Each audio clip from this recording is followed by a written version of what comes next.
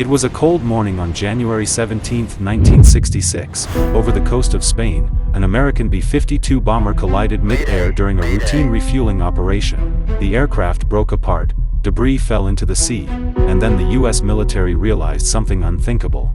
4 nuclear weapons were on board, 2 detonated their conventional explosives on impact, 1 sank into the Mediterranean Sea, and for weeks, no one knew where it was. This wasn't an accident the public was supposed to hear about, and it wasn't the first time it had happened, because governments don't like to admit this, but nuclear weapons have been lost before, and some of them were never recovered.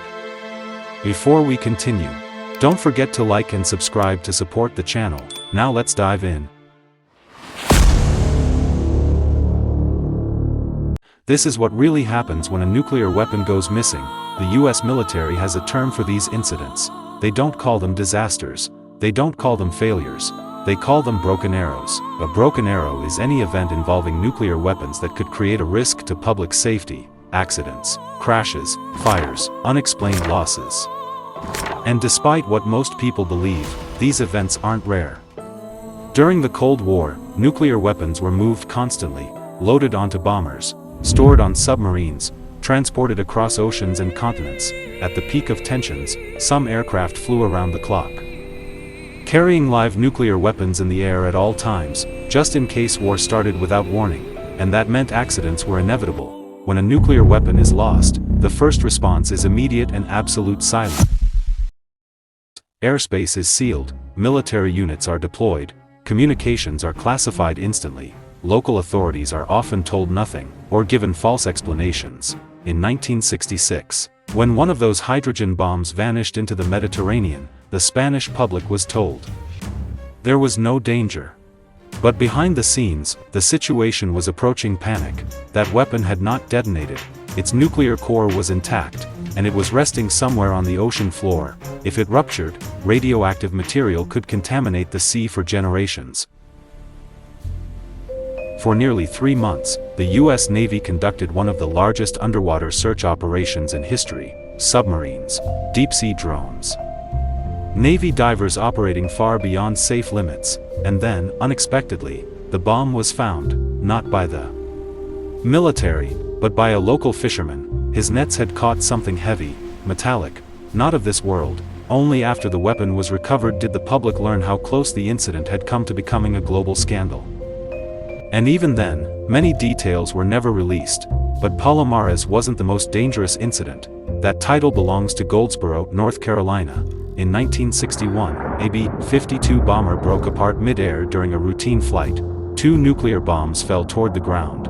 One of them went through almost its entire arming sequence. 3 out of 4 safety mechanisms failed. Only a single low-voltage switch prevented a full nuclear detonation. That bomb was 260 times more powerful than Hiroshima. If it had exploded, much of the eastern United States would have been uninhabitable. The public was never told how close it came. Even today, parts of that weapon remain buried underground.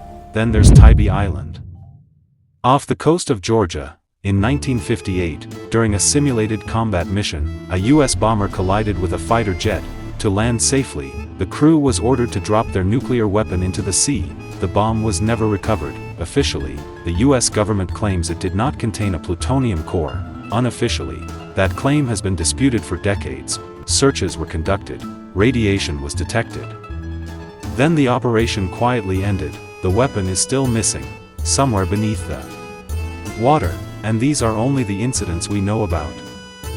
During the Cold War, nuclear weapons were also lost in the Pacific Ocean, dropped intentionally to prevent detonation during emergencies, lost when aircraft crashed at sea, abandoned when recovery was deemed too difficult or politically inconvenient. In some cases, retrieving the weapon would have required admitting it existed in the first place.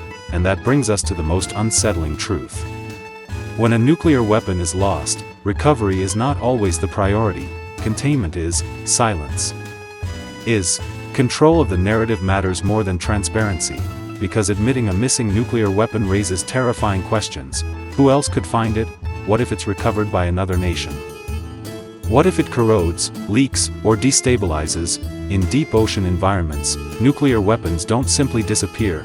Metal corrodes slowly, protective casings weaken, radioactive materials remain dangerous for thousands of years, but governments rely on one thing: depth, pressure, inaccessibility. If a weapon sinks deep enough, it becomes effectively untouchable, not safe, just unreachable, and so, many are left where they fell. Official records list dozens of broken arrow incidents. Unconfirmed reports suggest there were more. Files remain classified, locations redacted, details erased, and even today, modern nuclear weapons are still transported, still stored, still moved.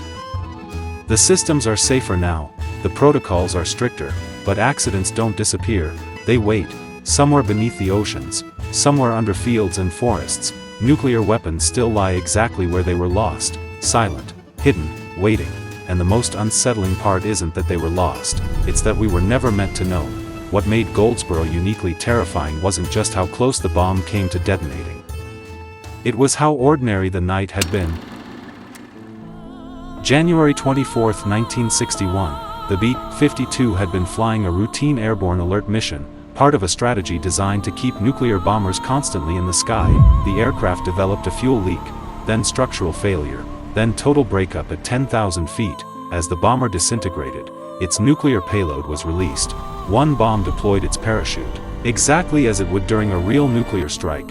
The other plunged straight into farmland. Investigators later discovered something chilling.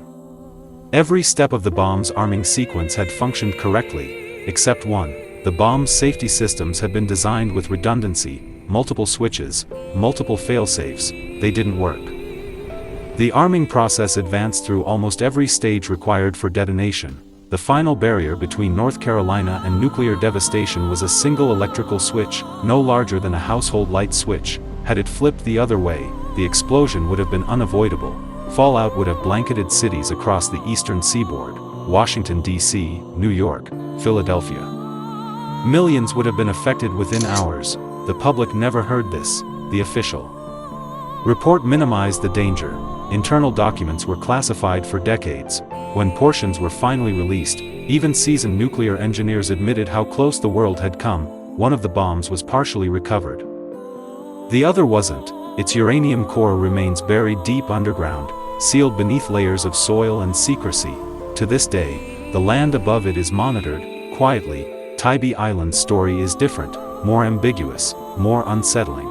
February 5, 1958, a B-47 bomber was conducting a nighttime training exercise when it collided with an F-86 fighter jet. The impact tore into the bomber's fuselage. The aircraft was badly damaged. Landing with a nuclear weapon aboard was considered too risky. The decision was made in the air. The crew released the bomb over the waters near Tybee Island. It vanished instantly. The Navy launched a search operation that lasted weeks: sonar scans, diving teams, radiation monitoring. At one point, instruments detected abnormal radiation levels in the sediment.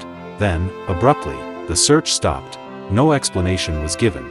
The official stance has remained unchanged for decades: the bomb was unarmed. But records show that at the time, nuclear weapons were often transported with components already installed. Some documents remain classified. Local residents weren't informed until years later. Even now, the U.S. military refuses to confirm the bomb's exact configuration. Independent researchers have attempted searches. They've found elevated radiation readings. Nothing conclusive. The bomb is presumed intact, and still there, resting beneath shifting sand and water, less than 20 miles from the coast, a relic of an era when nuclear safety depended more on luck than design.